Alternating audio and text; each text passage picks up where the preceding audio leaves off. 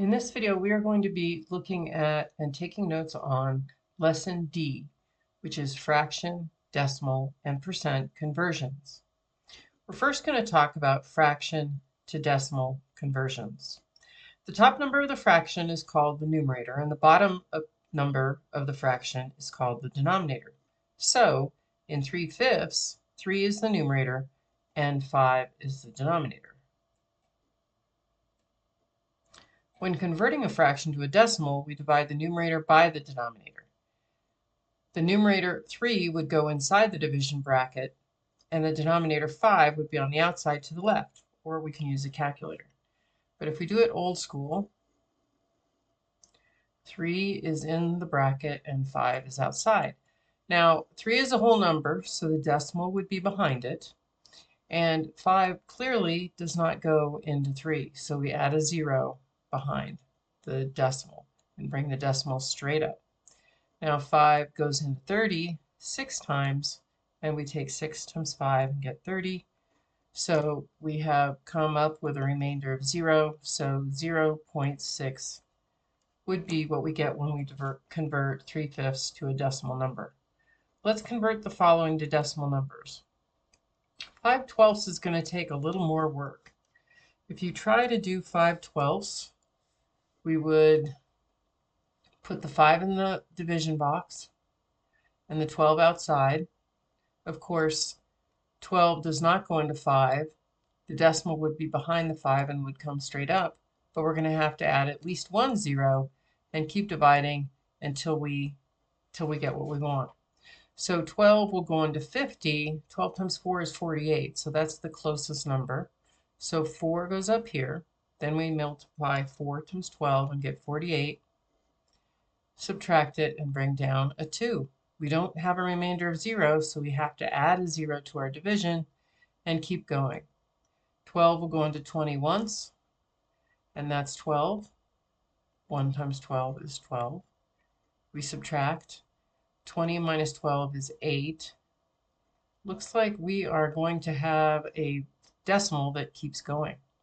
If we bring the 0 down, 12 will go into 80. Let's see, 6 times. 6 times 12 is 72. And we get an 8 again, which means we'll bring down a 0 again, and this will be a 6 again, and that process will repeat. So we're going to get 0.416 repeating for this. If we had done this on Desmos, we would take 5 divided by 12. And you can see we get 0.416 and it repeats. So we have done this correctly. Let's go on to 6/7. 6/7 is going to be a decimal number that will keep repeating too. So let's see what we get with Desmos. If we clear and we do 6 divided by 7,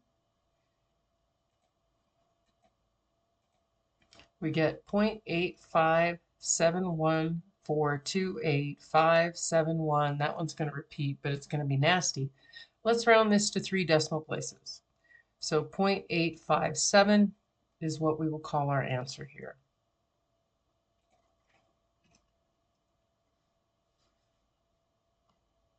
It's approximately equal to 0.857.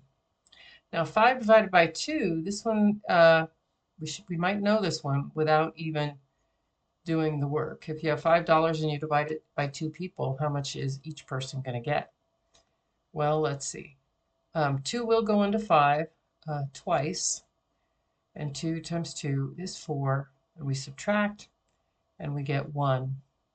And then when we bring down the 0, 2 will go into 10 5 times, and 5 times 2 is 10. We get a remainder of 0, so our answer is 2.5.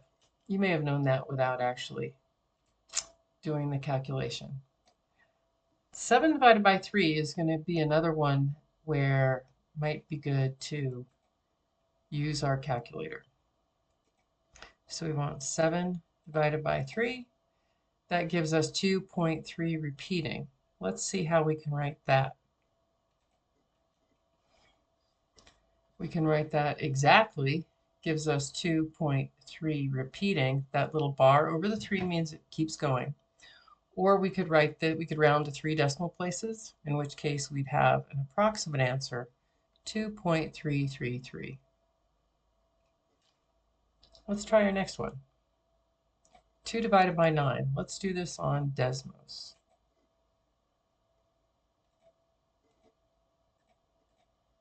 Similarly, this gives us 0.2 repeating. So going back to our Word document, we could write 0.2 repeating, or if we rounded this to 3 decimal places, it would be approximately 0.222. Let's look at decimal to fraction conversions. To convert a decimal to a fraction, it helps to remember place values of numbers. Let me reduce this. So we have a place value sheet. Here is our decimal. Anything to the right of the decimal has a THS after it. So the first position is tenths, the second position is hundredths, and the third position is thousandths. And then it would go 10 thousandths, 100 thousandths, etc. To the left of our decimal, we have ones, tens, and hundreds, thousands, 10,000s, 100,000s, and of course, a million. And that could keep going on too. But this table will probably help us if we need to look at it for a reference. Now, so if we have the number 0.375, we can look at the place value chart and see that the 3 here is in the tenths position. The 7 here is in the hundredths position. And the 5 is in the thousandths position. So when we write this as a fraction, we go to the last number behind the decimal, and that will tell us what our denominator is. Writing this as a fraction, we'll have 375 over 1,000. Now we can reduce that. I can look at this and say I know that both of those are divisible by 25, but if we didn't recognize that right away, we could say, I know that a 5 will divide into the numerator and denominator because 5 will go into anything with a 5 at the end of it or a 0. If we divide 375 by 5,